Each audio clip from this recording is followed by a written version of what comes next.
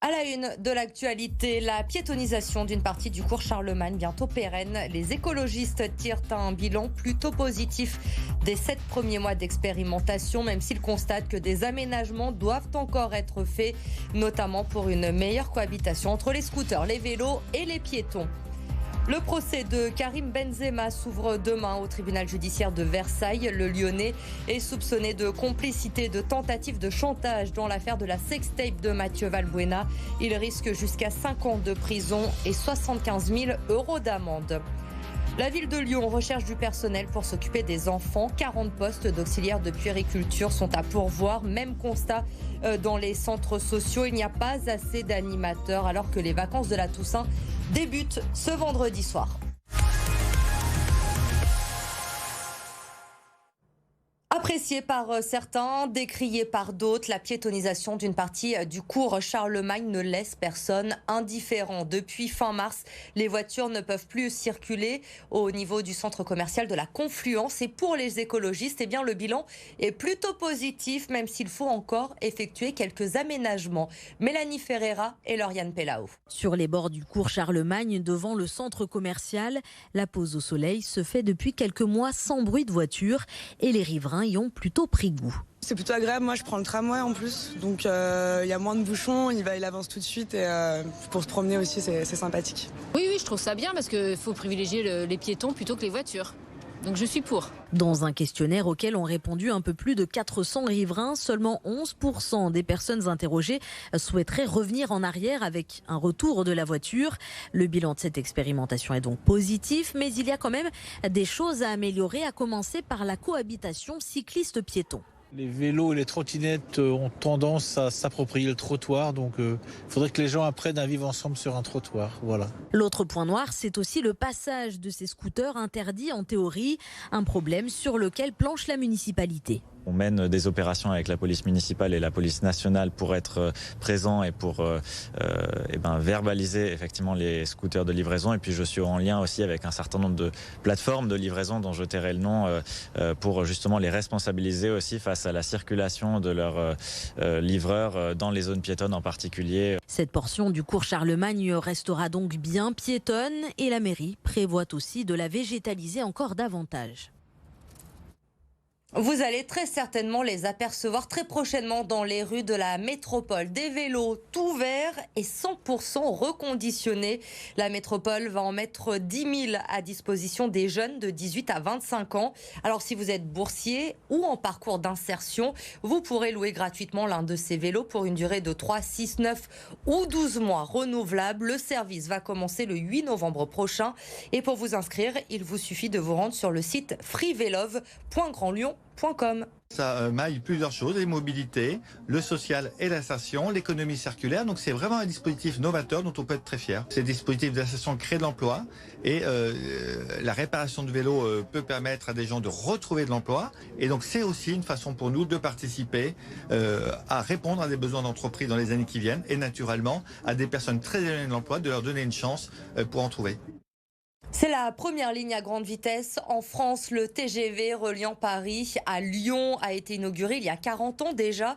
Depuis, sa fréquentation n'a jamais cessé d'augmenter. Elle représente un tiers du trafic annuel de TGV de la SNCF avec près de 45 millions de passagers, 24 allers-retours quotidiens.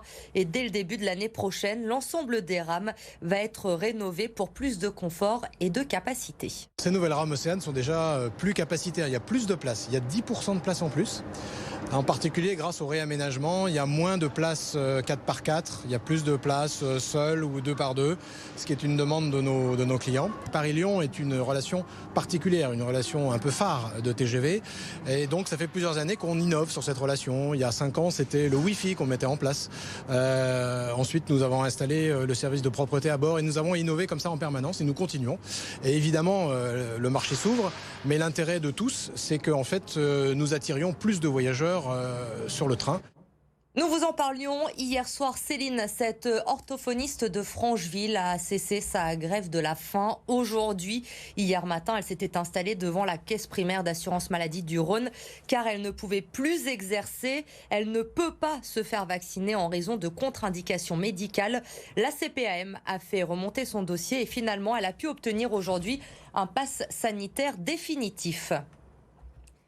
Justice avec le procès de Karim Benzema qui va s'ouvrir demain au tribunal judiciaire de Versailles. Le Lyonnais est jugé pour complicité de tentative de chantage dans l'affaire de la sextape de Mathieu Valbuena. Lucie Young, que risque Karim Benzema dans cette affaire? Il risque jusqu'à 5 ans de prison et 75 000 € d'amende. C'est bien sûr la peine maximale. Il comparaît donc à partir de demain aux côtés de 4 autres hommes dans cette affaire qui remonte donc à 2015. Ça concerne Mathieu Valbuena, à l'époque joueur à l'Olympique Lyonnais, qui avait déposé plainte. Il disait avoir reçu un appel anonyme, un appel masqué d'un homme affirmant avoir une vidéo intime et compromettante de lui qu'il menaçait de diffuser s'il ne recevait pas d'argent, du chantage. Donc Karim Benzema avait été arrêté quelques semaines plus tard. Il était soupçonné d'avoir joué de ses relations, notamment un de ses amis d'enfance, pour inciter Mathieu Valbuena à payer. Il est mis en examen en novembre 2015, 5 mois après les faits.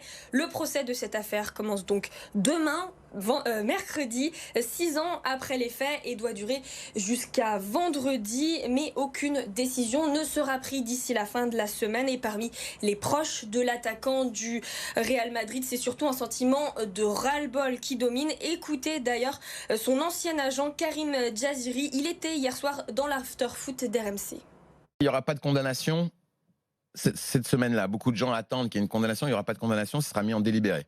Cette affaire-là, c'est comme une patate chaude. Karim va aller au tribunal ou pas mercredi? Non, mais il travaille, il a du boulot. Il en a marre, tu vois. Il veut que c'est comme l'affaire Zaya, je vous l'avais raconté. Pendant 5 ans, il a été traîné dans la boue pour que le procureur termine par dire, au vu de la pièce qui innocente M. Benzema, je me demande ce qu'il fait dans le dossier.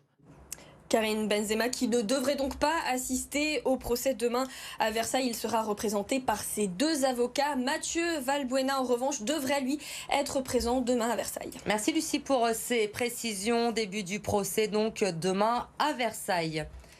Les vacances de la Toussaint débutent ce vendredi soir et une question, y aura-t-il assez d'animateurs pour accueillir nos enfants dans les centres sociaux de Lyon? La pénurie du personnel se fait ressentir depuis la rentrée. Exemple ce soir dans le 8e arrondissement au centre social des États-Unis. Reportage d'Eline Dany et Thomas Humbert. Dans ce centre social, les animateurs se font rares pour cause des salaires jugés trop bas ainsi que des besoins ailleurs. On est en train d'essayer de pallier, donc c'est un petit peu compliqué puisque du coup nos activités elles sont mises en suspension. On ne peut pas démarrer, on est en train de se dire est-ce qu'on va récupérer notre public quand on va pouvoir enfin démarrer. Et donc sur les vacances on recrute 10 personnes. Donc là par exemple on fait notre réunion de préparation 15 jours avant, on n'avait pas toute notre équipe 15 jours avant les vacances qui ont lieu, qui commencent lundi prochain. Même constat à la crèche où il a fallu restreindre le nombre d'enfants. Normalement, il y a 20 places disponibles, mais il manque au moins un ou une auxiliaire de puériculture supplémentaire.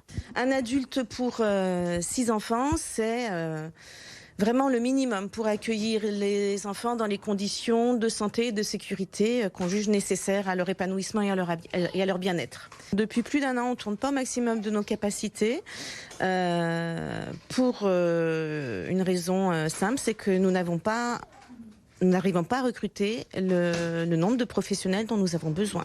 C'est pas la même chose avoir des compétences de maman et des compétences de professionnels. Et on a beaucoup de jeunes femmes qui arrivent et qui se retrouvent en difficulté parce que c'est pas du tout la représentation qu'elles ont du travail. Au total, il manque 40 postes d'auxiliaires sur la métropole de Lyon. Si vous avez des enfants, vous la connaissez déjà très certainement. En 10 ans, elle est devenue la star des cours d'école. Elle, c'est Mortelle Adèle. Elle a déjà plus de 5 millions de lecteurs. Et le nouveau tome de ses aventures sort demain en librairie. Rencontre ce soir avec sa dessinatrice, une rencontre signée Arthur Blais. Derrière Mortelle Adèle se cache Diane Lefeyer. L'illustratrice lyonnaise formée à l'école Émile Cole dessine Adèle depuis 2015 et compte à son actif pas moins de 10 albums. Quand je suis arrivée, j'ai amené quelque chose de différent qui venait aussi de ma sensibilité et de mon parcours. C'est du cadrage et une autre manière peut-être de concevoir les dessins, plus peut-être en Technicolor avec beaucoup de couleurs et beaucoup d'animation. De l'animation, il n'en manque pas dans ce tome collector. On y suit les aventures d'Adèle qui se lance dans la chanson, des successions de gags avant la tenue d'un grand concert. Les lecteurs découvrent alors 15 chansons et un CD pour continuer l'histoire de façon différente. Et la dernière chanson est interprétée par Diane et Antoine Doll, l'auteur de Mortel Adèle. C'est l'occasion d'une vie.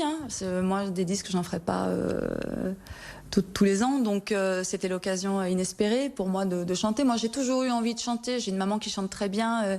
J'ai fait de la chorale. J'ai été dans un groupe aussi, à un moment donné, de chansons françaises à Lyon, sur les hauteurs lyonnaises. Si un jour, on me donne l'occasion de pousser la chansonnette encore, je serai hyper prête. Et même si la dessinatrice lyonnaise développe d'autres projets professionnels, elle nous le confie, elle n'est pas prête de quitter Mortel Adèle. On ne sait pas quelle magie fait qu'un jour on grandit, mais t'as toujours été là.